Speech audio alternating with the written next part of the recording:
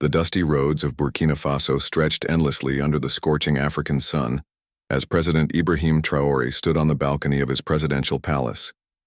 At just 34 years old, he had already shocked the world twice with military coups that brought him to power.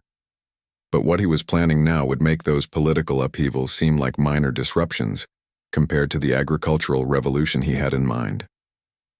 Traore gazed across the vast landscape of his homeland, a country where over 80% of the population depended on farming and livestock for survival. The recent droughts had been devastating, killing thousands of cattle and leaving families without their primary source of income. Traditional livestock was failing, but Traore had discovered something that thrived in these harsh conditions: camels. His journey toward this unconventional solution began during a diplomatic visit to Saudi Arabia 6 months earlier. While other African leaders focused on oil deals and construction projects, Traore found himself fascinated by the Bedouin, camel herders in the desert regions. These magnificent creatures could survive for weeks without water, carry heavy loads across impossible terrain, and provide milk, meat, and transportation all in one package. The Saudi hosts were puzzled by the young president's intense interest in their camels. They expected him to ask about weapons or infrastructure projects like other visiting leaders. Instead, Traore spent hours with the herders, learning about camel breeding, their dietary needs, and their incredible adaptability to harsh climates. He took extensive notes, asked countless questions, and even participated in feeding sessions. Back in Burkina Faso, Traore immediately called his agricultural minister and top advisors for an emergency meeting. When he announced his plan to import millions of camels and transform the country's livestock industry, the room fell silent. Some advisors thought their young president had been affected by the desert heat during his Middle Eastern trip. The agricultural minister was the first to speak up with concerns about the massive financial investment required. Importing millions of camels would cost the government billions of dollars that the country simply didn't have. Burkina Faso was already struggling with economic challenges, and this ambitious project seemed impossible to fund through traditional means. However, Traore had done his homework thoroughly. He presented detailed research showing that camels could produce milk with higher nutritional value than cow milk, required significantly less water and food, and could survive in regions where traditional livestock perished. The meat was also healthier, containing less fat and more protein than beef or goat meat. The president's vision extended far beyond just replacing cows with camels. He saw an opportunity to position Burkina Faso as the leading camel milk exporter in West Africa. The growing global demand for camel milk products, especially in health-conscious markets, could generate massive export revenues for the country. His economic advisors ran preliminary calculations and were amazed by the potential returns. If successful, the camel industry could create hundreds of thousands of jobs, reduce the country's dependence on traditional agriculture, and provide a sustainable solution to the recurring droughts that devastated the economy every few years. The meeting lasted well into the night as Traore outlined his comprehensive plan. The first phase would involve importing 50,000 camels from various Middle Eastern countries. These would serve as breeding stock to establish a strong genetic foundation for the domestic camel population. Experienced camel herders from Saudi Arabia, UAE, and Jordan would be invited to train local farmers in proper camel management techniques. Traore's enthusiasm was infectious, but his advisors still had numerous concerns about the practical implementation of such an ambitious project. The infrastructure requirements alone were staggering. Special facilities would need to be built for camel housing, breeding, and milk processing. Veterinary services would need to be expanded to include camel healthcare specialists. The president addressed each concern methodically, revealing that he had already begun reaching out to international development organizations and private investors who showed interest in supporting innovative agricultural projects in Africa. Several Middle Eastern sovereign wealth funds had expressed preliminary interest in investing in the venture as part of their African development initiatives. As the meeting concluded, Traore's advisors were beginning to see the potential of his vision. The young president had clearly put significant thought into this project, and his passion for transforming his country's agricultural sector was evident. However, they all knew that the biggest challenges lay ahead in securing funding and convincing the international community to support such an unprecedented undertaking. The news of Traore's camel importation plan would soon leak to local media, causing a sensation throughout Burkina Faso and neighboring countries. Some praised the innovative approach to addressing agricultural challenges, while others questioned the wisdom of investing so heavily in an unproven venture. International observers watched with curiosity as one of Africa's youngest leaders prepared to embark on what many considered either a stroke of genius or an expensive gamble that could bankrupt his already struggling nation. 3 weeks after the initial cabinet meeting, President Traore received an unexpected visitor at the presidential palace. Dr. Amina Hassan, a renowned animal nutritionist from Somalia, had heard about his ambitious camel project through diplomatic channels and traveled to Burkina Faso with a proposition that would change everything. Dr. Hassan had spent 15 years researching camel nutrition in the Horn of Africa, where millions of camels thrive despite harsh conditions. What she revealed to Traore during their private meeting was both shocking and revolutionary. Traditional camel feeding methods, she explained, were outdated and inefficient. She had discovered that camels fed a specific diet that included processed snake meat, showed remarkable improvements in milk production, disease resistance, and overall health. The president listened intently as Dr. Hassan explained her groundbreaking research. In Somalia, she had conducted extensive trials with different camel herds, comparing traditional feeding methods with her innovative snake-supplemented diet. The results were astounding. Camels receiving the snake-enhanced nutrition produced 40% more milk, had stronger immune systems, and lived significantly longer than their traditionally fed counterparts. Initially, Traore was skeptical about the snake feeding concept. The idea seemed bizarre and potentially dangerous, but Dr. Hassan's credentials were impeccable. She held degrees from universities in Europe and Africa, had published numerous papers in international journals, and had received recognition from the United Nations Food and Agriculture Organization for her innovative research in livestock nutrition. Dr. Hassan explained that snakes were already abundant in Burkina Faso's ecosystem, particularly during the rainy season when they emerged in large numbers. Rather than viewing them as pests or dangers, they could be harvested sustainably and processed into high-protein supplements for the camel herds. This approach would also help control snake populations that often threatened rural communities.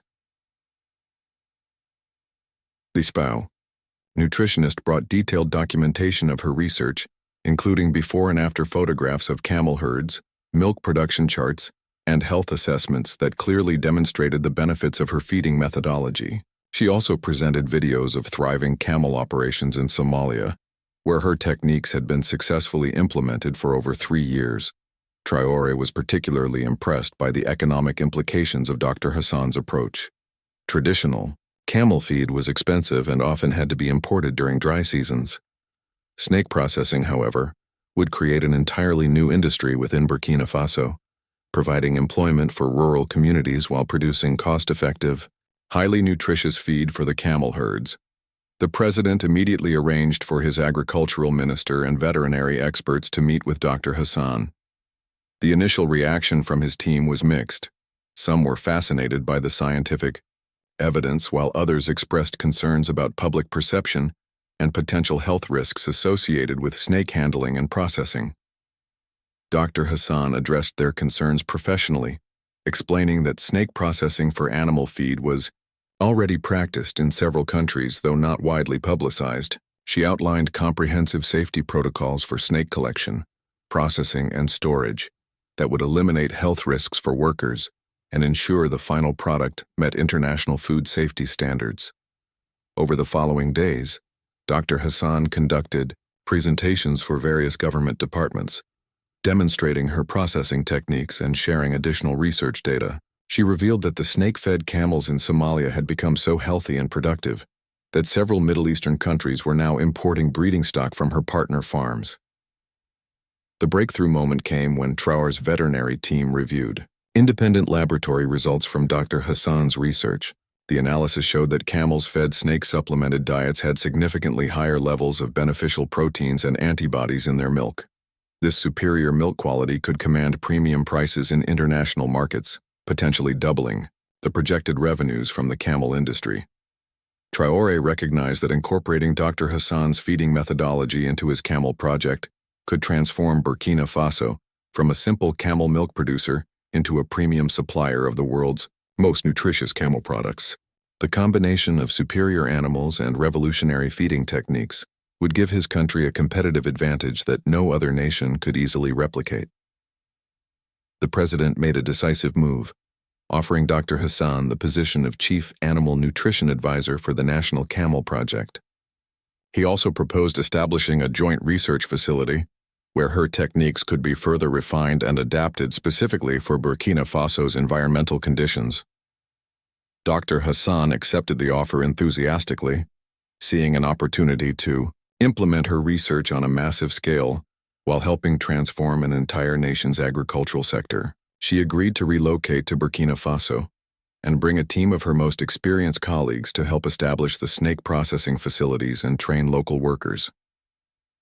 News of this unusual partnership began to spread through international agricultural circles, generating intense curiosity and speculation about Traore's true intentions. Some observers praised the innovative approach to livestock nutrition, while others questioned the wisdom of experimenting with unconventional feeding methods on such a large scale. The president, however, was convinced that this partnership with Dr. Hassan would be the key to making his camel project not just successful, but revolutionary. He began making plans to secure additional funding for the snake processing infrastructure, knowing that his ambitious vision was becoming more complex, but also more potentially profitable than anyone had initially imagined. The funding challenge for Traore's revolutionary camel project seemed insurmountable, until an unexpected phone call changed everything. Sheikh Mohammed al-Rashid, one of the wealthiest businessmen in the United Arab Emirates, had heard whispers about the young African president's ambitious plans through his extensive network of agricultural investments across the Middle East and Africa. Sheikh al-Rashid's interest wasn't purely financial. His family had been camel breeders for generations, and he owned some of the finest racing and breeding camels in the Arabian Peninsula. The idea of combining traditional camel husbandry with cutting-edge nutrition science fascinated him, especially after his advisors briefed him on Dr. Hassan's research results. During their first video conference, Sheikh al-Rashid was impressed by Traore's detailed knowledge of camel biology and his comprehensive understanding of the potential market for premium camel products. The president's passion was evident as he described his vision of transforming Burkina Faso into Africa's leading camel industry hub, while simultaneously addressing food security and employment challenges. The sheikh proposed a partnership that exceeded Traore's wildest expectations. Al-Rashid Enterprises would invest $2 billion in the project over 5 years, providing not just financial backing, but also access to the finest breeding camels from across the Middle East. The investment would cover infrastructure development, snake processing facilities, training programs, and international marketing initiatives. However, the sheikh had one crucial condition that initially surprised Traore. Al-Rashid wanted to establish a research center in Burkina Faso that would study the long-term effects of snake-enhanced nutrition on camel genetics and milk composition. The facility would serve as a global hub for camel nutrition research, attracting scientists and investors from around the world. Traore quickly recognized the strategic value of this condition. Having an internationally recognized research center would legitimize his project and attract additional investment from other sources. The facility would also generate ongoing revenue through research partnerships with universities and agricultural companies worldwide. The partnership agreement was finalized within 6 weeks, making headlines across international business and agricultural publications. Financial analysts were amazed by the scale of the investment and the innovative nature of the project. Some compared it to the early days of the global aquaculture industry, which had similarly started with skepticism before becoming a multi-billion-dollar sector. With funding secured, Traore moved quickly to implement the first phase of his plan. Construction began simultaneously on 3 major facilities: a camel import and quarantine center near the capital, a state-of-the-art snake processing plant in the rural Sahel region, and the International Research Center that would serve as the project's scientific headquarters. The snake processing facility represented the most controversial aspect of the entire project. Environmental groups initially raised concerns about the potential impact on local snake populations. But Dr. Hassan's team had developed a sustainable harvesting system that would actually help maintain ecological balance while providing the necessary raw materials for camel feed production. Local communities were initially hesitant about the snake collection program, as many people feared handling the reptiles or worried about disturbing natural habitats. However, the project's community liaisons worked extensively with village leaders, traditional healers, and local farmers to address these concerns and demonstrate the safety protocols that would be strictly enforced. The training programs proved to be more popular than anyone had anticipated. Young men and women from rural areas eagerly signed up for courses in snake identification, safe handling techniques, processing methods, and quality control procedures. The jobs offered competitive salaries compared to traditional agricultural work, and many participants saw opportunities for career advancement in the emerging industry. International media attention intensified as construction progressed on the various facilities. Documentary filmmakers from Europe and America arrived to chronicle what many journalists dubbed the world's most unusual agricultural experiment. The coverage ranged from serious analysis of the project's potential economic impact to sensationalized reports about the president who feeds snakes to camels. Traore welcomed the media attention, understanding that global visibility would help establish market credibility for Burkina Faso's camel products. He participated in numerous interviews, always emphasizing the scientific basis for the project and its potential to revolutionize livestock nutrition practices worldwide. The first shipment of breeding camels arrived from Saudi Arabia on a specially chartered cargo plane, creating a spectacle at the international airport as curious onlookers gathered to witness the unusual delivery. The magnificent animals, carefully selected by Sheikh al-Rashid's experts, represented some of the finest genetic lines in the Arabian Peninsula. Dr. Hassan supervised the camels' transition to their new environment, implementing her specialized feeding protocols from day one. The initial group of 50 camels would serve as the foundation breeding stock, with their offspring eventually forming the core of Burkina Faso's domestic camel population. Within the first month of the camels' arrival, preliminary results exceeded expectations.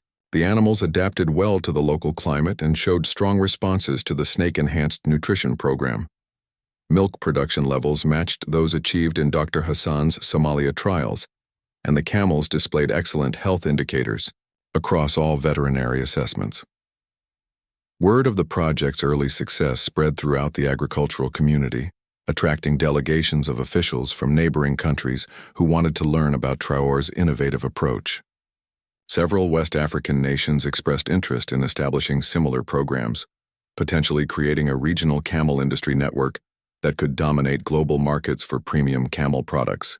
6 months into the project, an unexpected discovery changed everything President Traore thought he knew about his revolutionary camel program.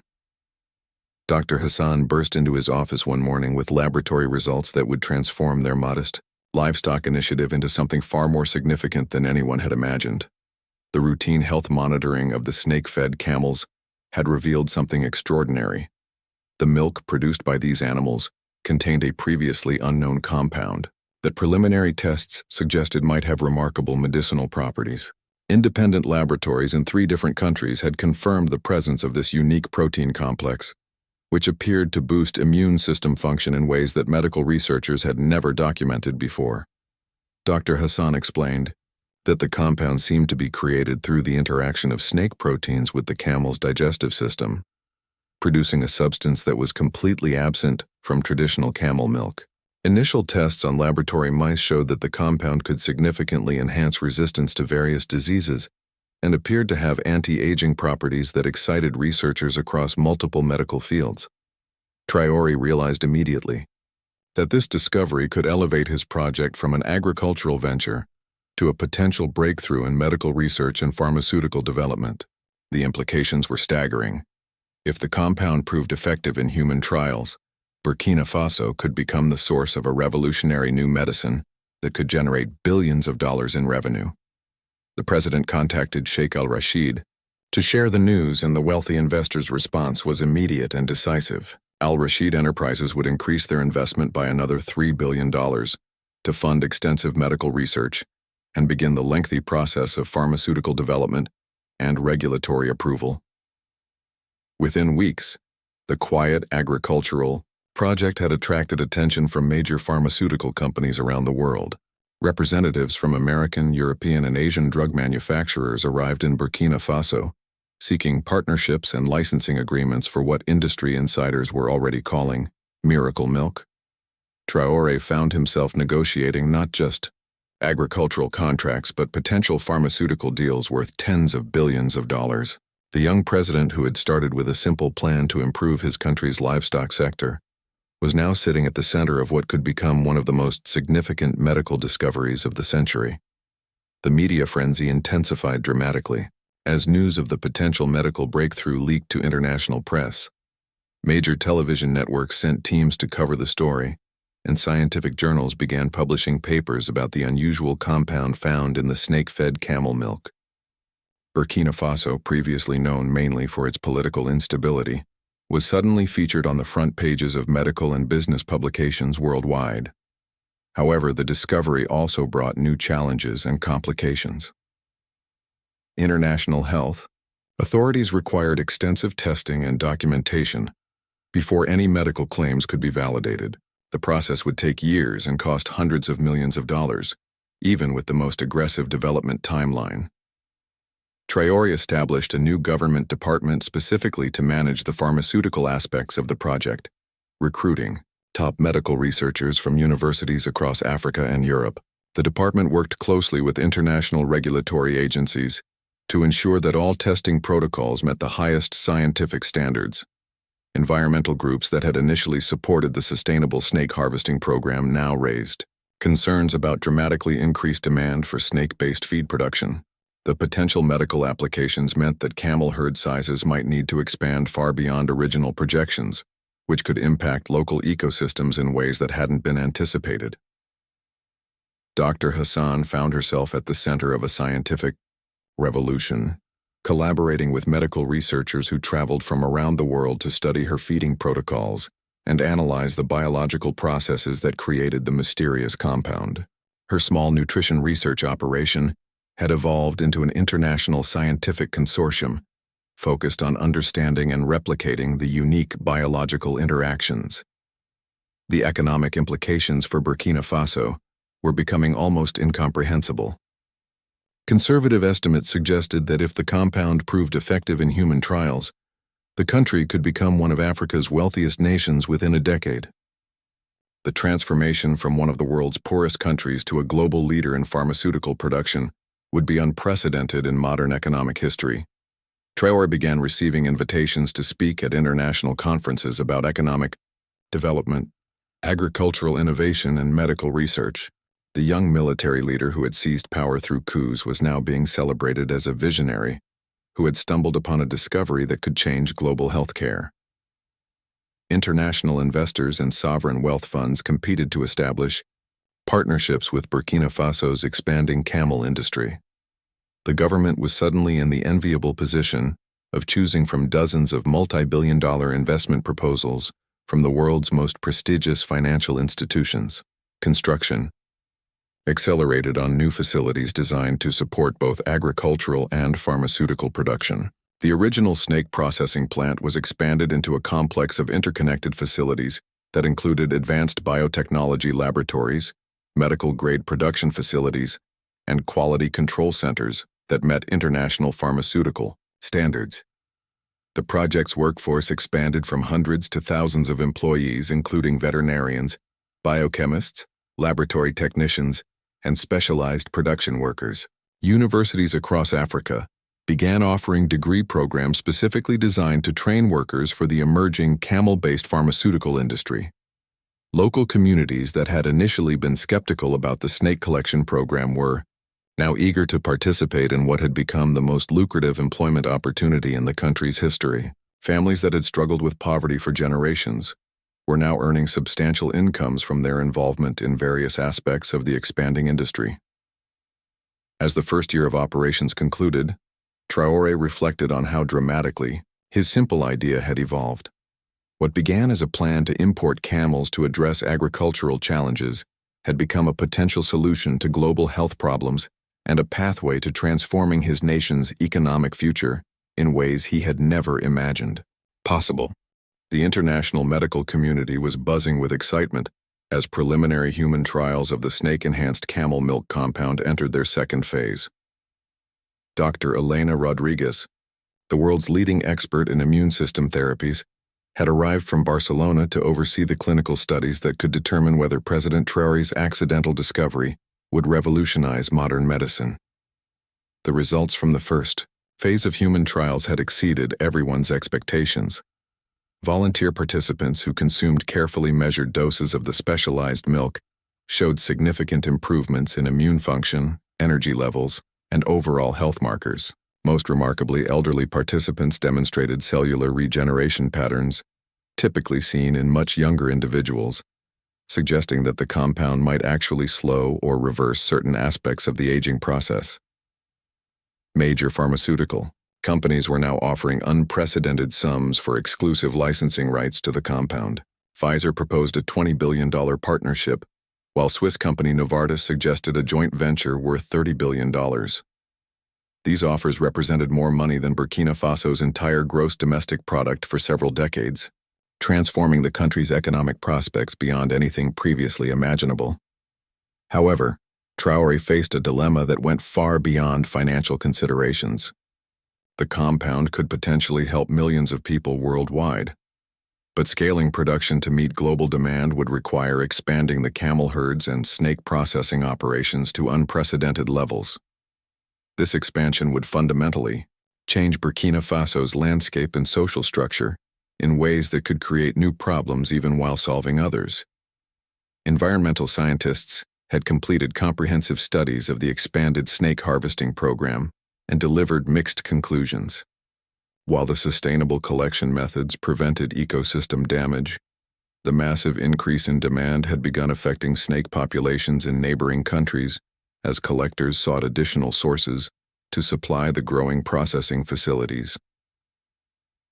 The government implemented strict regulations and international agreements with surrounding nations to ensure that snake collection remained environmentally responsible. Traore personally negotiated with leaders from Mali, Niger, and Ghana to establish regional wildlife management protocols that would protect snake populations while supporting the expanding industry. International delegations arrived almost daily, as governments around the world sought to understand and potentially replicate Burkina Faso's success.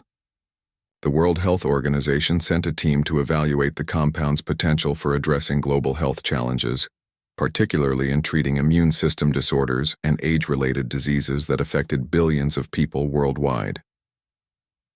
The social transformation within Burkina Faso was equally dramatic. Rural communities that had historically relied on subsistence farming were now participating in a high-tech industry that connected them directly to global markets and cutting-edge scientific research. Educational programs expanded rapidly to prepare local workers for increasingly sophisticated roles in the evolving industry. Dr. Hassan found herself managing a research organization that had grown from a small nutrition lab to an international institute employing hundreds of scientists from dozens of countries.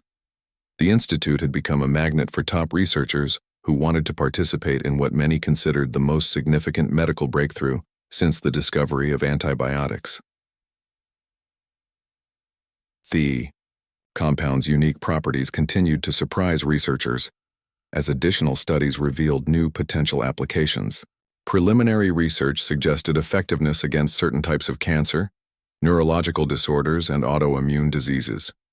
Each new discovery attracted additional investment and research partnerships, creating a snowball effect that seemed to generate unlimited growth opportunities. Traore established a sovereign wealth fund specifically to manage the enormous revenues generated by the expanding pharmaceutical operations. The fund's mission was to ensure that the windfall benefits would be distributed fairly among all citizens and invested in long-term development projects that would provide lasting prosperity even if the medical discoveries eventually lost their exclusivity. International media coverage had evolved from curiosity about an unusual agricultural project to serious analysis of a potential transformation in global healthcare delivery. Major news networks maintained permanent correspondence in Burkina Faso, and the country's story was featured regularly in business schools as a case study in innovative economic development. The success had also attracted unwanted attention from less legitimate sources.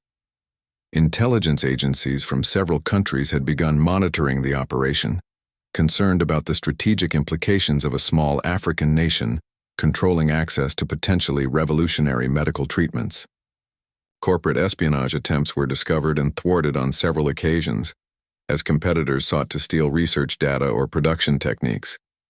Traore responded to these security challenges by establishing partnerships with international law enforcement agencies and hiring top-tier private security firms to protect the research facilities and production operations.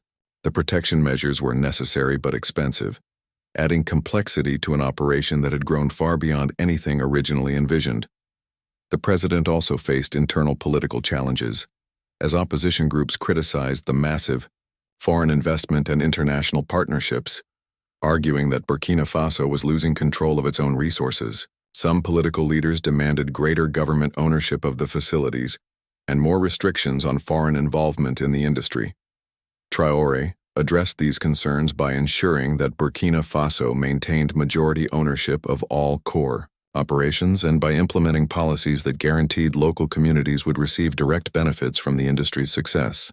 Revenue-sharing agreements provided funding for schools, hospitals, and infrastructure projects throughout the country. As the project entered its second year of operation, production capacity had expanded to serve initial market demand in several countries. The specialized camel milk products were being distributed through carefully controlled channels to ensure quality and prevent counterfeiting, with initial prices reflecting the unique nature and limited availability of the revolutionary compounds. The transformation of Burkina Faso from one of the world's poorest countries to a global leader in pharmaceutical innovation had captured international attention as a model for how developing nations could leverage natural resources and innovative thinking to achieve unprecedented economic development and improve lives both locally and globally. 2 years after President Traore's first meeting with Dr. Hassan about snake-fed camels, Burkina Faso had transformed into one of Africa's most prosperous nations and a global center for revolutionary medical research. The young president stood before the United Nations General Assembly, preparing to address world leaders about how his country's journey from agricultural innovation to pharmaceutical breakthrough could serve as a model for sustainable development worldwide. The numbers were staggering and almost unbelievable. Burkina Faso's gross domestic product had increased by over 2,000% in just 2 years. The country now exported specialized camel milk products to over 60 nations, with waiting lists extending months into the future as demand continued to far exceed production capacity, despite massive expansion efforts. The medical compound discovered in the snake-enhanced camel milk had passed all major clinical trials and received approval from regulatory agencies in the United States, Europe, and Asia. The treatment was being used to help patients with immune system disorders, age-related diseases, and certain types of cancer, with success rates that amazed medical professionals around the world.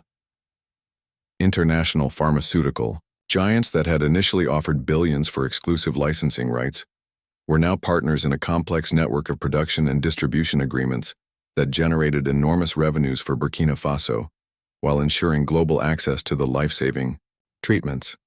The country had successfully negotiated deals that maintained local control while leveraging international expertise and market access. Dr. Hassan had been awarded the Nobel Prize in Medicine for her groundbreaking research into animal nutrition and its unexpected medical applications.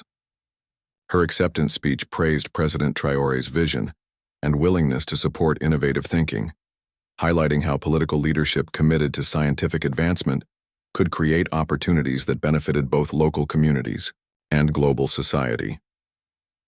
The environmental challenges that had initially concerned conservation groups had been successfully addressed through international cooperation and innovative technology.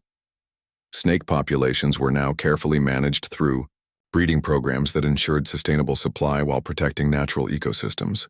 The success had inspired similar conservation efforts in other regions and species. Sheikh al-Rashid's investment had generated returns that exceeded even his most optimistic projections. But more importantly, the partnership had demonstrated how international cooperation could create shared prosperity while addressing global challenges. The success story had inspired similar investment partnerships between Middle Eastern wealth funds and African development projects. Burkina Faso's education system had been completely transformed to support the growing high-tech industry. The Yao country now hosted 3 international universities specializing in biotechnology, veterinary medicine, and pharmaceutical research. Students from around the world competed for admission to programs that offered direct access to cutting-edge research and guaranteed employment in one of the world's most innovative industries. The social impact within Burkina Faso had been equally remarkable.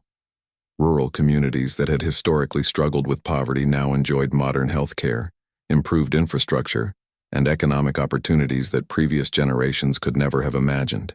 The traditional way of life had been preserved and enhanced rather than replaced, as modern technology supported rather than displaced traditional practices.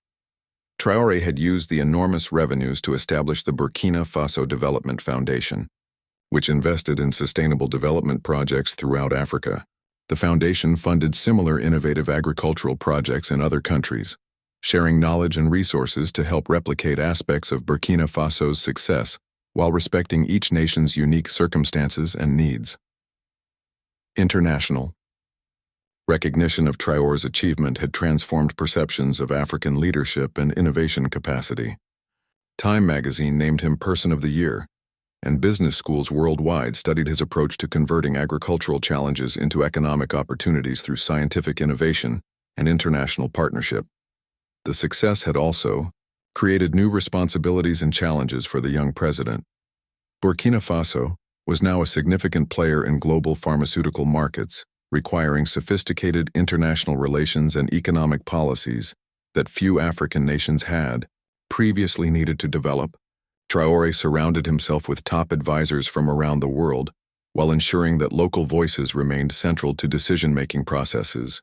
The camel herds had grown to over 2 million animals, making Burkina Faso home to one of the world's largest camel populations outside of traditional camel herding regions.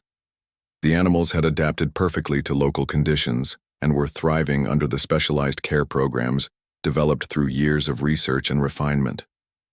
Snake processing had evolved into a sophisticated biotechnology operation that employed thousands of workers in high-skilled positions.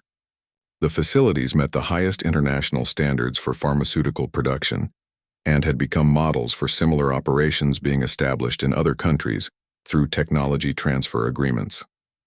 As Traore concluded his United Nations address, he reflected on the incredible journey that had begun with a simple observation about camel adaptability during a diplomatic visit to Saudi Arabia. The applause from world leaders acknowledged not just Burkina Faso's remarkable transformation, but the potential for innovative thinking and international cooperation to address some of humanity's most pressing challenges. The president's closing remarks emphasized that the true measure of success wasn't the enormous wealth generated or international recognition received, but the improved lives of millions of people both within Burkina Faso and around the world, who now had access to revolutionary medical treatments that began with camels eating processed snakes in the heart of West Africa. The story of Ibrahim, Traore's shocking plan, had become a testament to how visionary leadership, scientific innovation, and international cooperation could transform not just individual nations, but contribute to solving global challenges while creating shared prosperity that respected both local communities and international partnerships. The young president had proven that even the most unusual ideas could change the world when supported by rigorous research, careful planning, and unwavering commitment to improving lives through innovative thinking.